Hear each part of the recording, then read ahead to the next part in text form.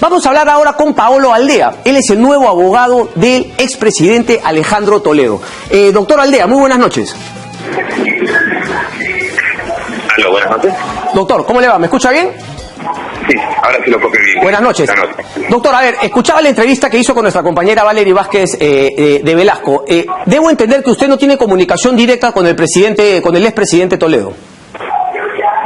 No, yo sí me comunico directamente con él. Ok, sí, conversa con él. El diseño el contenido de la respuesta fue la siguiente. Yo me entrevisto y converso con el señor Toledo exclusivamente para definir temas de la estrategia legal que vamos a enfrentar frente a esta imputación formulada por el otro caso. ¿Desde cuándo habla con el expresidente Toledo para estos temas de la estrategia legal netamente, como usted lo ha dicho? Los últimos días de la semana pasada. Los últimos días de la semana pasada, pero los últimos días de la semana pasada, me imagino sábados y domingos. Así es. Ok, porque hasta el día viernes todavía contaba, recién en la tarde salió la información del estudio. ¿Cómo así conoce o cómo es el acercamiento con Alejandro Toledo? Yo tuve el tiempo breve de googlear, ¿no? Y veía que usted ha tenido también algunas actuaciones importantes en la región Ancash. ¿Había algo ahí? ¿Tenía alguna persona en común o no está por ahí el vínculo con la gente cercana al expresidente Toledo? Bueno, en realidad una recomendación de alguien del partido que entiendo es cercano a él y que me ha recomendado profesionalmente para ver el tema. Se han tomado algún tiempo para decidirlo y el día domingo he recibido la confirmación del presidente Toledo para ser encargado de asumir la defensa ante los tribunales peruanos y ante la Fiscalía del Perú. Ok, la audiencia, entiendo, para el pedido de prisión preventiva, por eso justamente yo lo hablaba en horas de la tarde, seguramente en ese momento íbamos a conocer al abogado, pero enhorabuena que conozcamos ya de usted, señor Aldea. ¿Van a oponerse al pedido de prisión preventiva? ¿Qué es lo que van a argumentar? Porque escuchaba, el tema de la posibilidad de prescripción y también el tema de que efectivamente es el fiscal Hamilton Castro quien inicia una nueva investigación cuando ya la fiscal Villar tenía justamente el caso de Coteva. Efectivamente. Lo primero que se va a plantear, antes de entrar al tema de fondo, Cristian, es un cuestionamiento de forma. Y cuestionar formas es cuestionar el debido proceso. El primer tema es el tema de la persecución múltiple. Y eso lo sabes tú, los hombres de derecho, los técnicos entendidos en esta materia. ¿Cuál es la persecución? En este país está proscrita la persecución múltiple. Nadie, ni Alejandro Toledo, ni ningún ciudadano pueden ser sometidos a uno, dos o tres, a dos o más procesos por los mismos hechos. El hecho que la señora Villar o el doctor Cuenca, como me lo dijeron algunos otros periodistas, se haya cuestionado su actuación en el trámite del caso de Coteva, eso no justifica que otro fiscal, porque el del costado hizo mal el trabajo, necesariamente tenga las facultades o la autorización legal para iniciar un nuevo proceso por los mismos hechos. Entonces mañana Hamilton Castro hace mal su trabajo y el doctor Delgado Tovar tendrá que iniciar un tercer proceso y así buscar quién logra una prisión o quién satisface mejor los intereses mediáticos. Ok. El segundo punto, me queda claro ese punto. El segundo, sí, el de la prescripción. El de la prescripción. En realidad esa es una decisión que le he tomado como abogado, porque entenderán que una cosa es Alejandro Toledo y su posición personal o política frente al caso, pero otra cosa es el rol que yo tengo en esto. Yo soy el abogado y a mí me corresponde definir la estrategia legal. Y de acuerdo a la ley se me está autorizado deducir una excepción de prescripción porque entiendo que el tráfico de influencia que ha descrito la Fiscalía en ese pedido de prisión preventiva se había verificado a finales del 2004. El Código Penal es claro en que el plazo de prescripción para ese delito, que es un delito instantáneo, opera a los 8 años de verificado el supuesto delito. Si se hubiese cometido el delito que dice la Fiscalía se ha cometido en el 2004, el delito a finales del 2004, entonces la posibilidad de perseguir el delito, de enjuiciar a Alejandro Toledo por esos supuestos hechos, habría vencido a finales del 2012.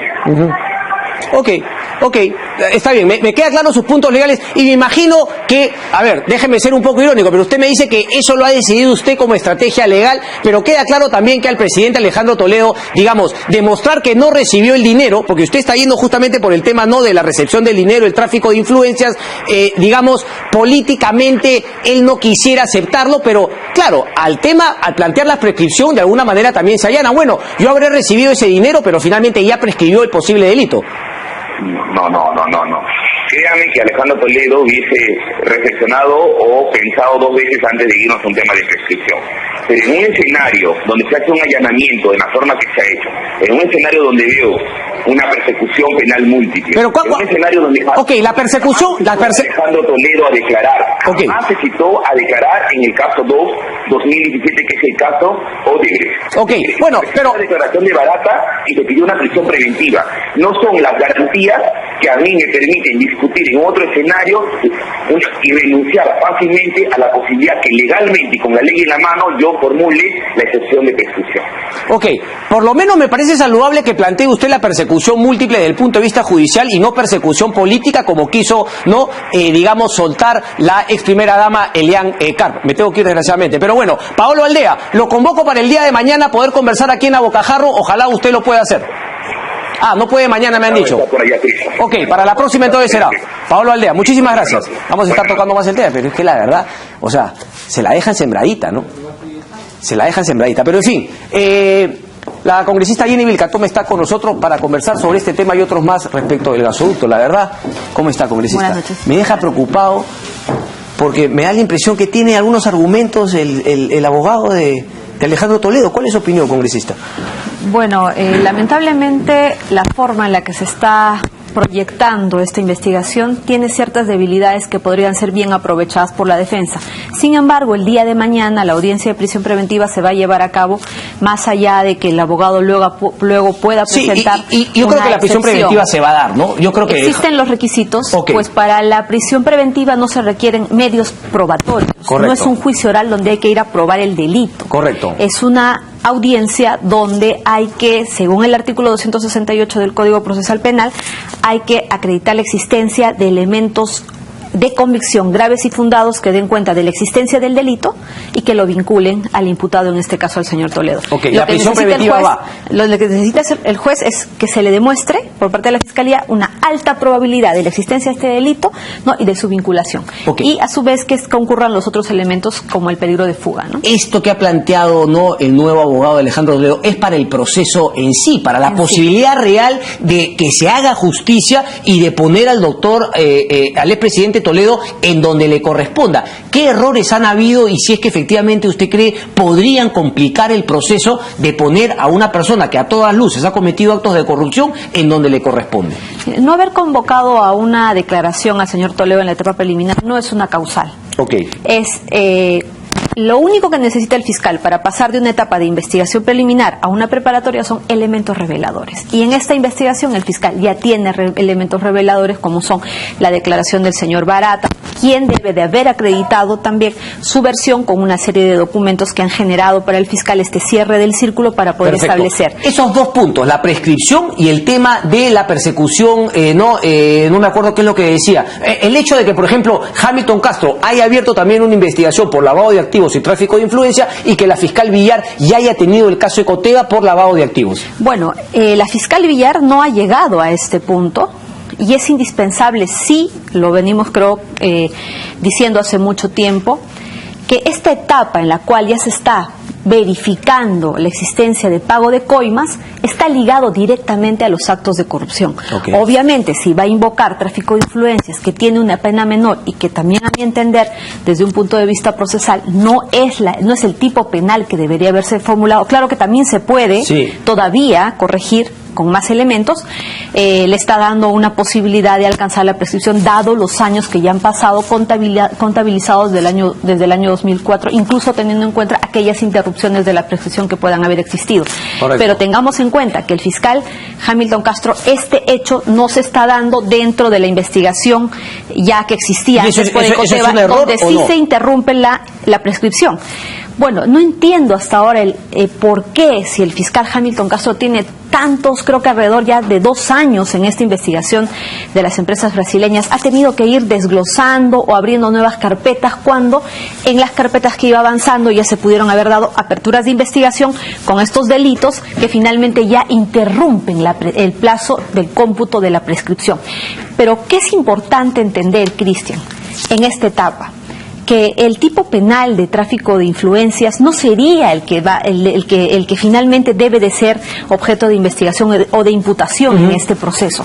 Es indispensable hacer esa conexión para establecer qué actos de corrupción se tomaron en cuenta, o se realizaron, se materializaron, porque en ese sentido ahí no cabría espacio para esa estrategia del abogado para decir el mismo hecho lo estás volviendo a investigar. No, señores, un momentito. Debemos partir del acto de corrupción. ¿Dónde nace el acto de corrupción? Según el señor Barata, el 2004, a partir de noviembre, ya habría recibido la comunicación del señor Toledo para iniciar esta etapa ilícita de los pagos de las coimas, ¿verdad? Para hacerse de la buena pro del tramo de la carretera interoceánica de la parte de sur, del IRSA Sur. Entonces, pero vayamos a la realidad de los hechos. ¿Qué pasó? Además, ¿solamente el señor Alejandro Toledo debe estar investigado? ¿Qué funcionarios participaron para que este acto de corrupción se concrete? Pues lo que sabemos... Congresista, eso quiero que me lo explique ahorita, pero yo solamente quiero hacer una pregunta sencillísima. Mientras, dicho sea paso, tenemos un problemita con el micro, ¿sí? No, para damis, como dice, no, para que la gente entienda. Con toda la información que hay y la manera como se viene manejando el proceso, y se lo pregunto así a bocajarro como el nombre de ¿va o no terminar en la cárcel el presidente Toledo? Porque si a mí me lo preguntan, yo veo que el círculo se cierra, que las pruebas son contundentes, está el tema Coteva, están las cuentas de Maiman. ¿Hay esa posibilidad o hay un resquicio por el cual una buena defensa pueda sacar de una posible pena privativa de libertad al expresidente Toledo? La defensa va a hacer uso de todas las armas para poder lograr, ¿no?, que el señor Toledo salga bien librado, y vas precisamente a encontrar esas posibilidades en todos aquellos errores que cometió la Fiscalía, en todos aquellos vacíos que puedan encontrar. Pero finalmente hay una salida que se puede dar. ¿Cuál? La acumulación de los casos, ¿no? Este caso que ahora se ha abierto, ¿no?, acumularlo a la investigación anterior. Ambos están en etapa de investigación preparatoria, salvo creo que la primera está con el antiguo modelo. Ahí habría un problema, una colisión, pero finalmente se pueden hacer las consultas necesarias para ver si finalmente, porque son hechos directamente relacionados, ¿no? Para ¿de quién depende esa acumulación?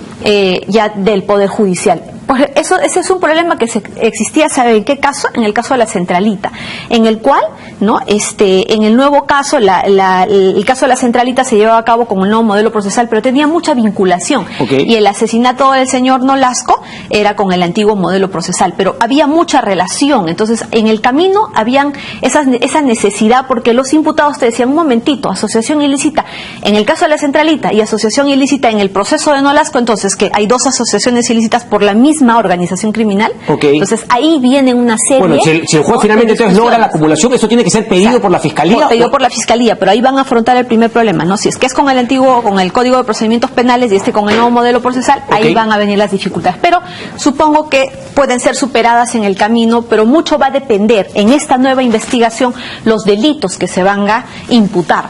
Y consideramos, comparto la opinión con varios juristas, que no es el tipo penal el de tráfico de influencias, sino ¿cuál deberíamos centrarnos? El de cohecho o el de colusión, ¿no? Y ahí esto... Cohecho, colusión y lavado de activos. Así es. ¿Ya? Pero hay que probarlo, hay que aterrizarlo y hay que conectarlo directamente con los hechos concretos que se materializaron para lograr esta etapa. Y, como digo, no está solo el señor Toledo, pues él, si en noviembre del año 2000, en el mes de noviembre del año 2004, ¿no?, empiezan a hacer estos pactos con el señor Barata para que se pueda hacer de la buena pro la empresa Odebrecht y otras empresas brasileñas, vayamos a ver qué pasó en la realidad de los hechos. Estamos dejando de lado que tanto IRSA Norte como IRSA Sur se llevaron a cabo de manera paralela, y en ambos casos se dio la misma figura. Se llevó adelante a toda costa un proceso, se otorgó la buena pro cuando en ambos habían observaciones graves. En IRSA Norte había la observación, aquí está el oficio, que la Contraloría le hace llegar a Proinversión, donde le dice que Odebrecht y las otras empresas tenían procesos judiciales. Ok, ese es el primer punto. Ese era el primer punto.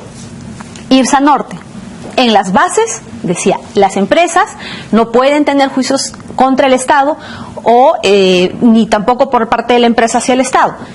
Ahí está el oficio donde la Contraloría le comunica oficialmente que sí tenía procesos, y ahí vienen las presiones, los documentos de ida y vuelta, acudir a estudios jurídicos para que se pueda salir del marco legal. Deme ¿cómo es que dicen justamente cuando le piden a un abogado que dé una salida legal esto que era una prohibición por su propio marco, por sus propias ¿Sabe bases? cuál fue el estudio de abogado que cocinó justamente esa salida legal? Bueno, la referencia que yo tengo del abogado que habría participado en esta etapa sería el doctor Monroy. No tengo todavía la precisión, no me la han entregado. Correcto. Pero además que la Contraloría Juan le Monroy envía, Gálvez. sí, además que pero es un dato que hay que confirmar todavía, con el informe que estoy consiguiendo del estudio jurídico, la Contraloría le comunica. ¿Y qué hace?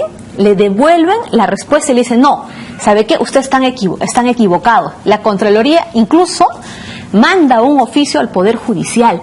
Incluso se lleva a cabo una reunión que es fundamental, una reunión en la PCM, que es convocada y donde está presente el mismo señor Pedro Pablo Kuczynski en su calidad de primer ministro. Está la asesora el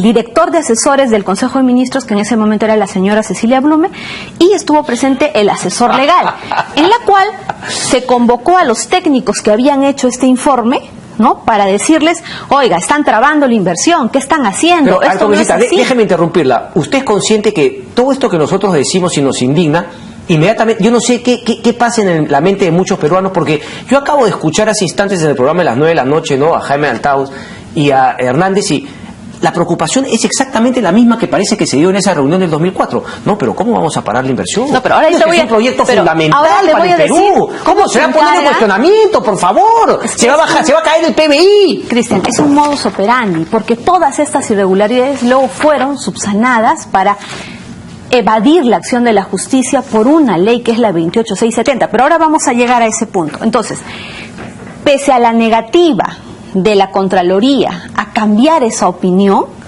se lleva a cabo esta reunión, y yo pienso de que estas personas deben ser citadas a la Comisión Lavallatos, citadas en la Fiscalía, para saber cuál es la razón por la que, pese a que hay una prohibición en las bases, pese a que ya la Contraloría había acreditado que habían juicios de por medio, se convoca. ¿Eso qué evidencia? Que el señor Pedro Pablo Kuczynski sabía de este tema, sabía lo que estaba haciendo. La señora Blume sabía por qué llamaba a estos técnicos, ¿no?, que integraban las jefaturas. La señora Blume está detrás también de Chinchero, ¿no?, justamente. Las jefaturas. Como si fuese ayer, 2004, como si fuese 2016. Esta reunión, adicionalmente de la frialdad de los papeles, esta reunión explica las presiones que se dieron en ese momento, más allá de las negativas de los documentos. Pero algunos podrían argumentar, congresista, bueno, esas personas que estaban ahí pueden tener el mismo concepto, porque yo la verdad no tengo por qué negar de las dos personas que acabo de mencionar que efectivamente están, no entiendo por qué, pero legítimamente preocupadas de que cómo se va a frenar la inversión. O sea, no necesariamente hace pensar que había un tema ahí de corrupción vinculado a las negociaciones que ya ha venido con Pedro Pablo Kuczynski, sino que tenemos a un grupo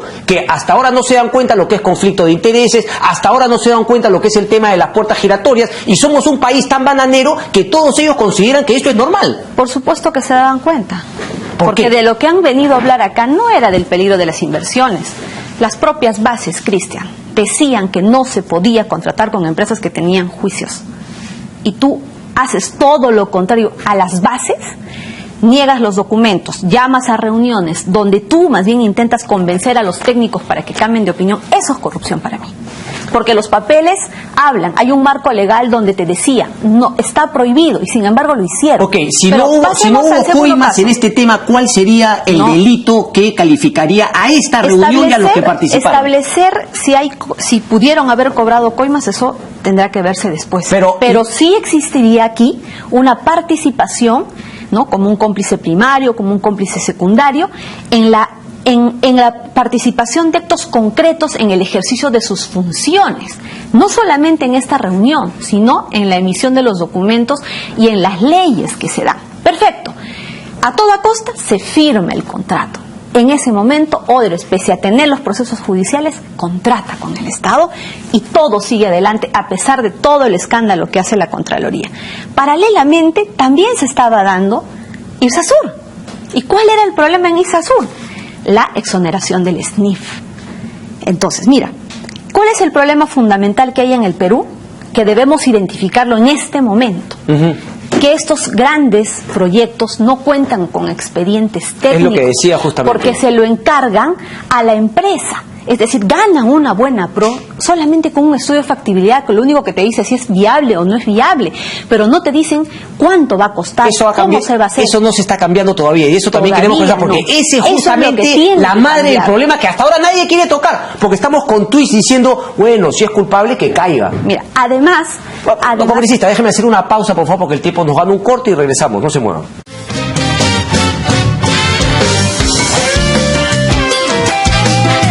Nos ha quedado claro el papel que jugaron los nombres que usted me ha dicho, el hoy presidente, Cecilia Blume y otras personas más en el tema de la IRSA Norte. ¿Qué pasó? Porque me dice algo similar en la IRSA Sur. ¿Qué ocurrió? Se dio lo mismo en la IRSA Sur. Tengamos en cuenta que un estudio de factibilidad, ¿verdad?, no solamente te dice si es viable o no es viable, ¿no? Por ello pasas por el SNIF. Pero imagínate tú que aquí le exoneraron del SNIF. O sea, ni siquiera el tema de factibilidad. Ni siquiera la factibilidad. O sea, nada. La empresa te puede decir el día de hoy en un juicio, si no hay un expediente con el que tú compares, ¿de qué sobrecostos me estás hablando? Correcto. Esa es la gran trampa. Correcto. Por eso es que tiene que modificarse todo y tiene que haber un expediente técnico. Bajo cualquier modalidad que finalmente se vaya a ejecutar una obra, tiene que haber un expediente técnico. Entonces, ¿qué sucede? Vayamos a la IRSA Sur. Empieza el proceso, ¿no? Exoneran del SNIF, sacan esta ley 28214 en el 2004, que luego es, finalmente con el decreto supremo 22-2005, el 9 de febrero del 2005, ya se exonera del SNIF, ¿verdad? Pero ¿qué sucede? La Contraloría se opone o manda una observación al proceso y le dice un momento, comparando, como no tiene ese expediente técnico, comparando los precios referenciales que hay en el Ministerio de Transportes, el costo por kilómetro es demasiado caro. Entonces, ¿qué hacen en el proceso en el concurso? Le devuelven, con fecha 27 de julio del 2005, le envían un oficio a la Contraloría y le dicen, vuelve a hacer un análisis técnico de este informe que tú me estás diciendo que hay un sobrecosto. El mismo 27, ¿eh? Y ese mismo 27, Cristian, se llevó a cabo una reunión, no una reunión, una visita de una comisión a la Contraloría que duró hasta las 3 de la mañana del mismo 27. Estuvo el presidente de Proinversión Cornejo. René Cornejo, estuvo el señor Fernando Olivera, estuvo el señor Sergio Bravo, que era el jefe del área de concesiones. Y hubo toda una discusión, toda una, digamos, una presión para que la Contraloría cambie esta decisión. El mismo 27 de julio estamos hablando. El 27 le manda el oficio. ¿Y por qué la cambió la Contraloría? Y ese mismo 27, no, la Contraloría se mantuvo en sus 13. Por eso yo quiero aclarar algo que dice el señor Olivera, que la Contraloría en esa reunión se da cuenta de su error. No, señores, aquí está el oficio. Mira, esta reunión dura hasta las 3 de la madrugada.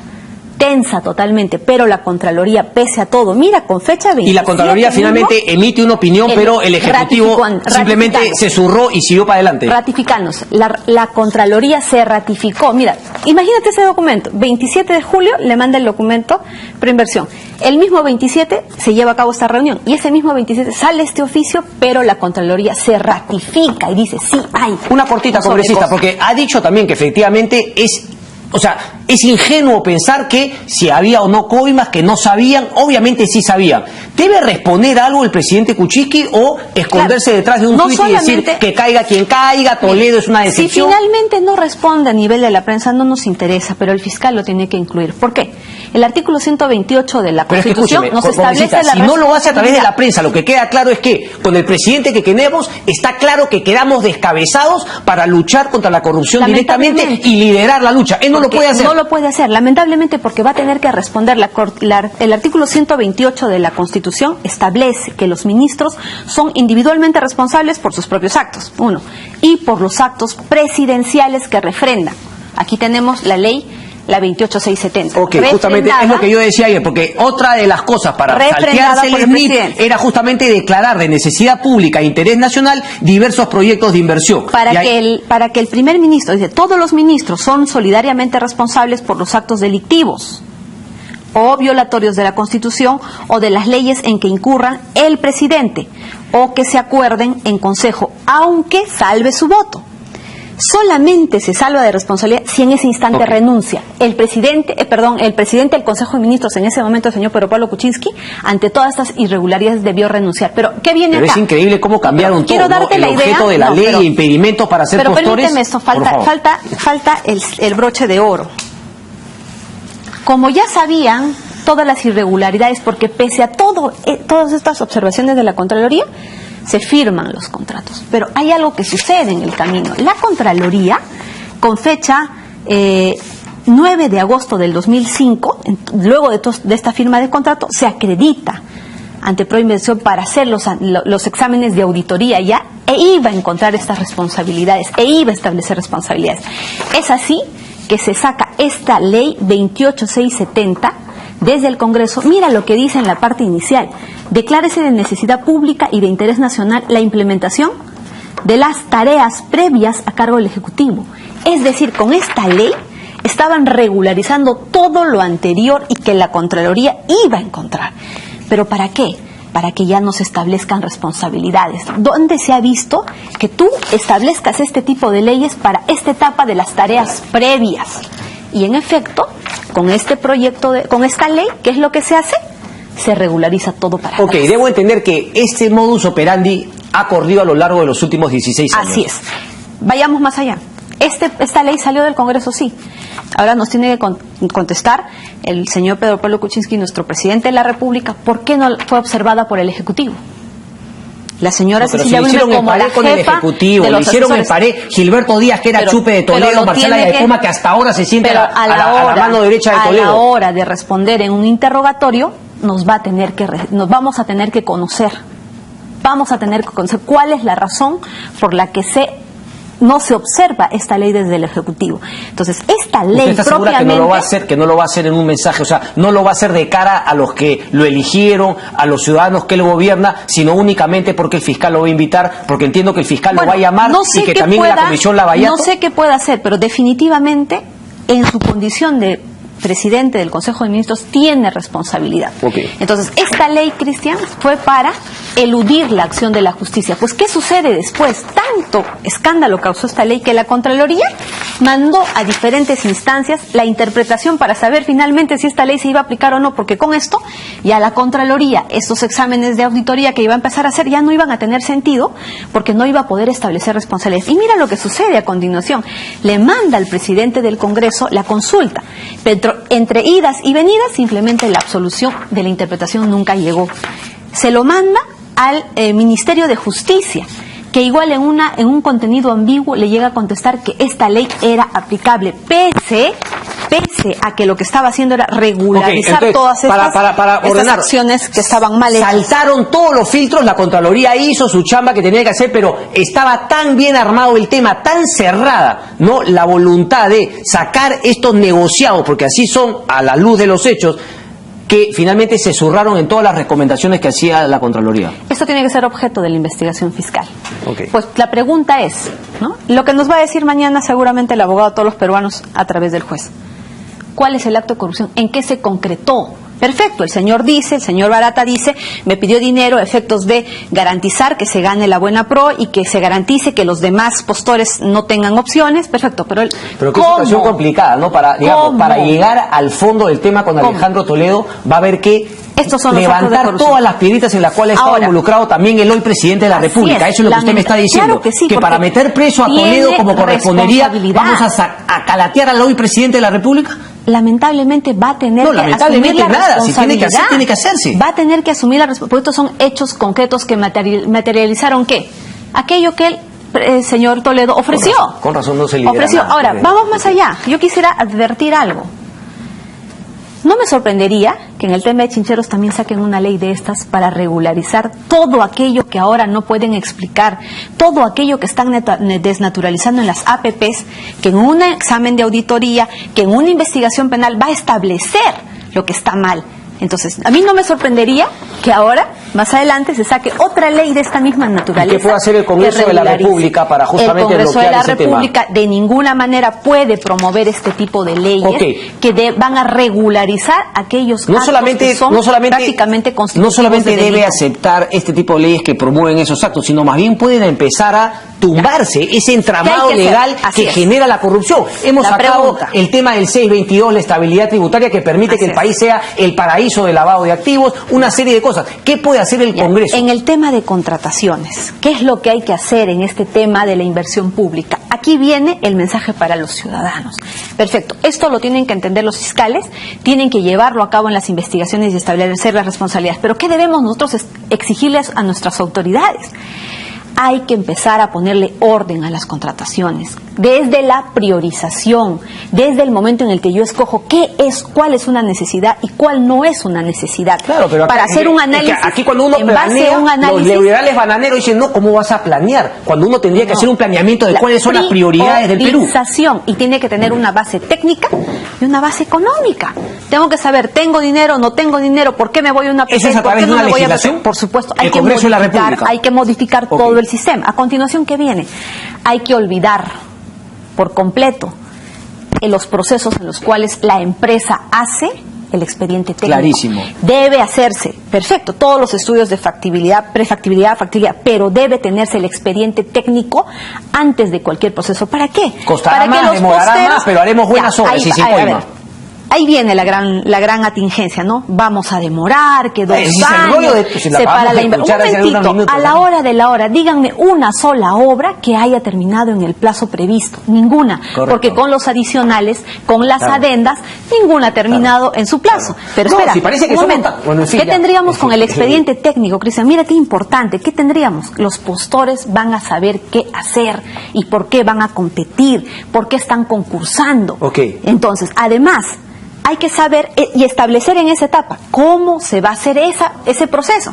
Si va a ser a suma alzada o a precios unitarios. Pero no solo es decir ya, a suma alzada como está sucediendo ahora. Un momentito, a suma alzada y te tengo que sustentar técnicamente porque la norma en este momento tiene un vacío. Te dice, escoge si es a suma alzada o precios unitarios, pero no te dice, sustenta por qué estás escogiendo. Ya, esto no va a venir del Ejecutivo porque la bancada de PPK es una lágrima y el gobierno actualmente también lo es. Tendría que ser la mayoría fujimorista. ¿Quién quiere cambiar el Perú? ¿Quién quiere sacar? O sea, el reto está para todos, también en el Congreso de la República. En el Congreso, en el Ejecutivo, para el poblador que tiene que exigir, para el peruano que tiene que exigir cambios. ¿Qué viene a continuación, Cristian? Me tengo que ir. Lo que le pasa en todas las obras, la disponibilidad de los terrenos.